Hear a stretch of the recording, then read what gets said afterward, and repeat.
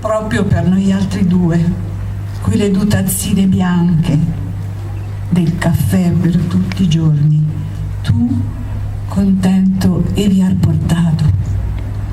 Quando una è itancocci, mi sono sentita anziché, un'altra uguale, non l'ho trovata.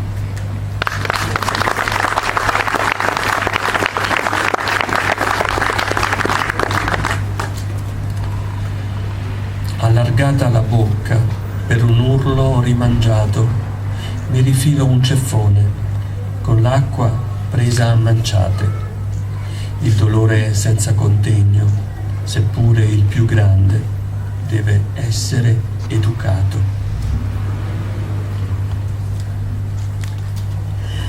Spanciata la bocca per un urlo armagnato, morfilo una giarda con l'acqua carcolgo a mano gemnate.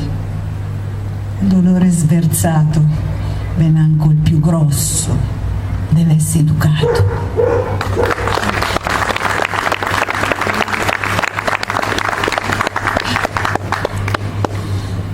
La casa, zitta, pensa con quella educazione di chi usa riguardo e sente la mancanza. La casa, zitta, pensa, con quell'educazione di chi ha riguardo e sente la mancanza.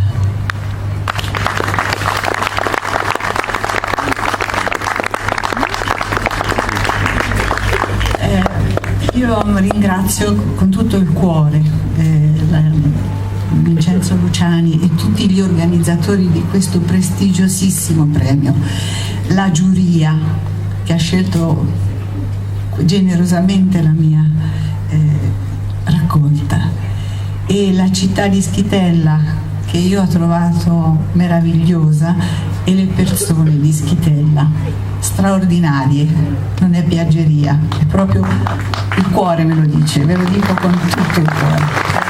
Grazie a tutti. Premia il nostro professore Rino Caputo con questo gesto sempre di prodotti locali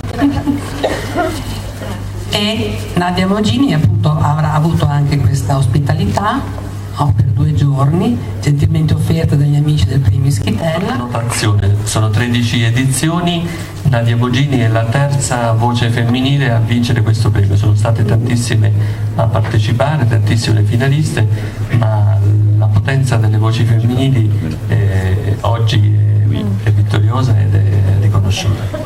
Questo è molto bello.